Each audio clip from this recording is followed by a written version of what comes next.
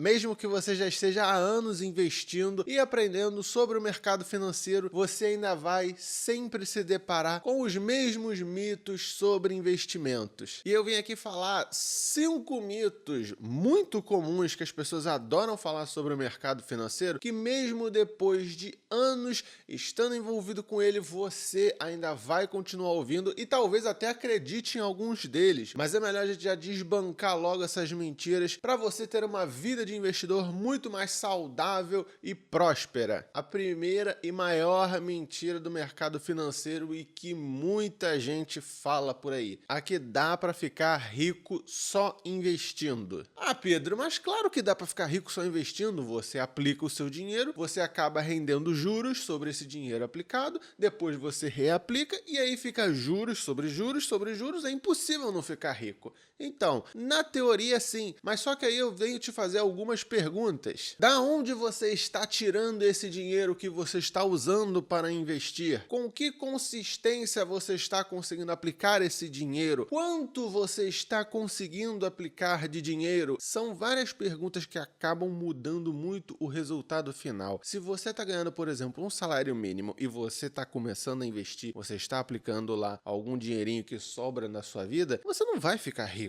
porque investimentos são potencializadores de renda. Você precisa ter uma fonte de renda para conseguir fazer o ato de investir. E você ainda precisa que seja um volume considerável de renda que você vai investir para que isso te deixe rico. Se você investir pouco, você vai demorar anos, e quando eu digo anos, são muitos anos mesmo, para que os investimentos e os juros compostos façam o trabalho de te enriquecer. Você pode ter até uma aposentadoria boa, mas não necessariamente você vai ficar rico. Agora, se você tem uma ótima fonte de renda que te permite investir muito mais, aí sim você consegue ficar rico. Mas não foi só o ato de investir, foi uma carreira ou às vezes até um empreendimento que você faz que estão te deixando mais rico e você está conseguindo aplicar o volume que você consegue gerar de receita para potencializar ainda mais os seus ganhos. Não é só o ato de investir, mas é o ato de produzir algo de valor,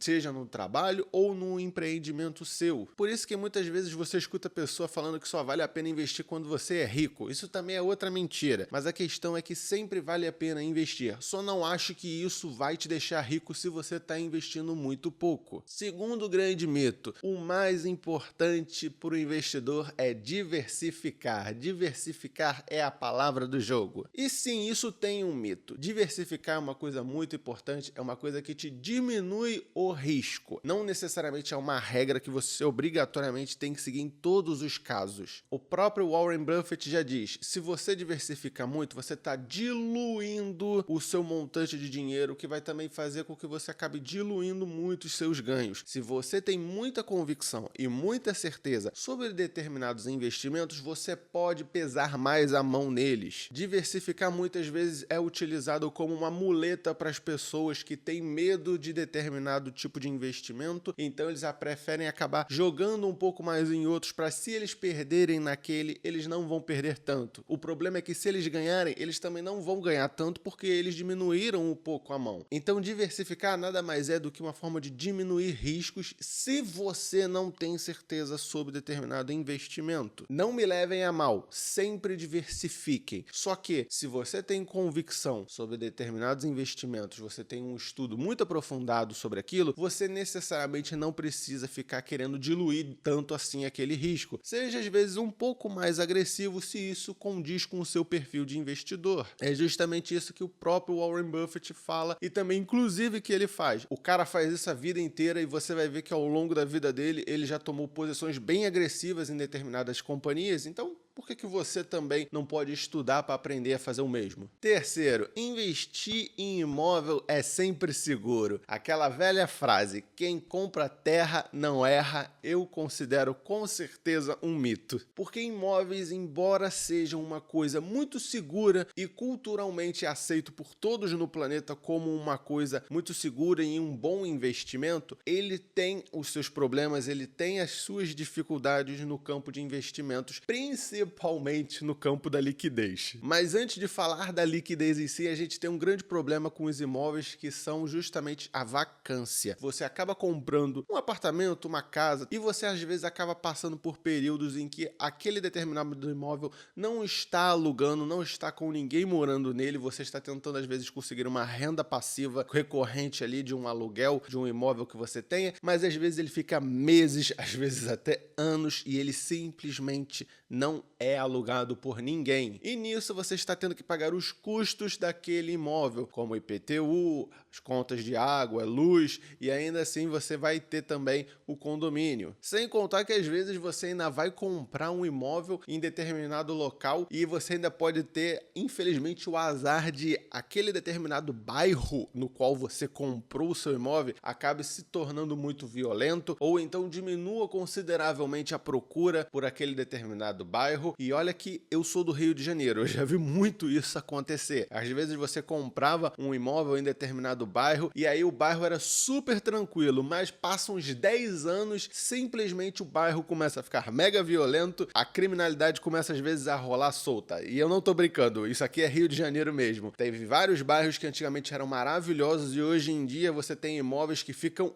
anos para vender, anos para alugar e ainda assim nunca consegue. E é justamente aí que a gente entra no problema da liquidez. Você às vezes pode ter feito um grande negócio de comprar um imóvel em um local bom, às vezes o local pode até ter tido uma valorização, só que às vezes você demora muito a conseguir vender o seu imóvel. Eu já vi excelentes imóveis ficarem anos no mercado tentando fazer uma venda, não porque o imóvel às vezes não vale a determinado valor, mas porque para você encontrar o comprador específico que está disposto a comprar aquele imóvel naquela localização é uma tarefa muito complicada. Então, realmente, embora imóveis sejam uma forma segura de investimento, você vai ter muita dificuldade às vezes por causa da liquidez e justamente da vacância. Por isso que tem uma brincadeira da galera de investimentos que é, se você às vezes quer investir em imóvel, mas você não quer a dor de cabeça de ter que lidar com essas coisas, compra a cota de fundo imobiliário, que é quase a mesma coisa. Mas então fica aí já um aviso pra galera que quer realmente investir em peso em imóveis. Tenham noção de vacância e de liquidez, porque isso certamente vai ser um problema. Outro mito: se a empresa é boa, a ação sempre sobe. Essa aí pega todo mundo que começa a investir em ações. Não necessariamente porque uma empresa é boa, a ação dela vai ser boa por tabela também. Muitas vezes você encontra empresas maravilhosas que estão subprecificadas no mercado e ainda assim elas permanecem anos, às vezes, subprecificadas até que um dia elas consigam ter o seu valor apreciado. E por que isso acontece? Às vezes tem vários motivos. Às vezes você pode estar com uma narrativa do momento em que, por exemplo, empresas de tecnologia são muito mais visadas e às vezes você tem uma ótima empresa no nicho de saúde, no ramo de saúde, e ainda assim ela não sobe de preço porque ninguém está olhando muito para ela. As pessoas estão olhando mais para outras empresas, estão querendo pesar mais a mão em outras empresas. Então a sua ali que você encontrou que tem um excelente potencial continua sempre ali meio esquecida de lado. Então às vezes você compra na expectativa dela subir e ela fica anos andando de lado até que um dia eventualmente ela acabe subindo. É realmente uma coisa meio injusta com determinadas empresas que têm muito potencial, mas ainda assim os investidores ainda não acordaram para elas, mas esse é o jogo, não tem o que fazer. Por isso que às vezes a gente tem que fazer um estudo sobre quais são as narrativas do momento e as narrativas para daqui a 5, 10, 15 anos, para ver o que as pessoas estão olhando, o que as pessoas estão levando em conta. Porque por mais que às vezes a empresa seja boa, se ninguém está olhando para ela, ela vai continuar subprecificada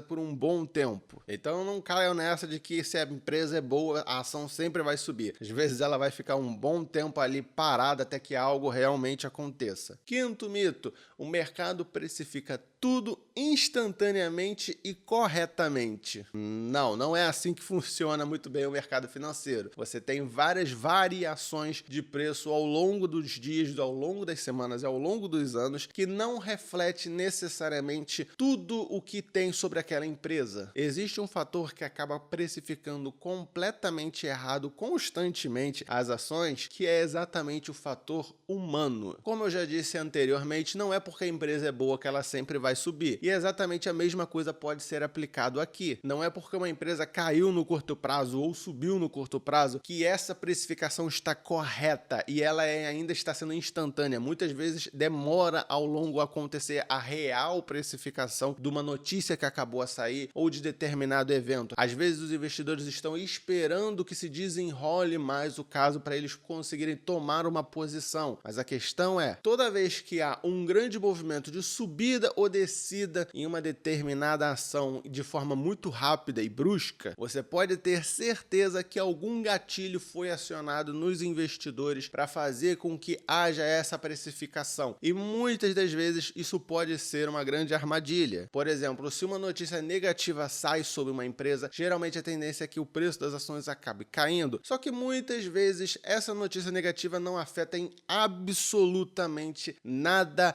os lucros da empresa, o processo inteiro da empresa, a transparência da empresa. Simplesmente às vezes é uma notícia ruim de que ela pode ter tido dificuldade em determinado setor, ela pode ter tido uma pequena crise em determinado setor, mas que isso não afeta de forma negativa a empresa no geral. Só que as pessoas às vezes ficam com medo, às vezes acaba gerando até um pânico e faz com que haja uma queda nas ações, mas não necessariamente essa foi uma precificação correta. É às vezes onde muitos investidores mais confiantes e mais experientes acabam até aumentando mais a mão. Eles veem que a ação preferida deles caiu e eles acabam querendo comprar mais. É o caso do Warren Buffett, que fica brincando que em tempos de grande crise é a hora que tem a liquidação, em que ele vai e compra mais ainda do que ele gosta, porque ele tem muita confiança nas empresas que ele compra. E não significa também, é claro, que só porque houve uma queda ou uma subida instantânea no mercado, que não possa cair ainda mais ou subir ainda mais, porque geralmente é isso que acaba acontecendo muitas vezes. Então não existe essa de que o mercado está precificando tudo corretamente e instantaneamente o tempo inteiro. Muitas vezes eles erram porque simplesmente nós temos o fator humano no ramo dos investimentos. As pessoas cometem erros, as pessoas são emocionais, então sempre vão haver oportunidades e erros por parte dos outros investidores no mercado. E esse foi o vídeo de hoje, pessoal. Espero que vocês tenham gostado. Não se esqueçam de deixar o like se vocês gostaram desse vídeo e se inscrever no canal se vocês estão conhecendo ele agora. Agradeço muito a vocês que viram esse vídeo até aqui e eu vejo vocês, é claro, no próximo vídeo. Muito obrigado e tchau, tchau.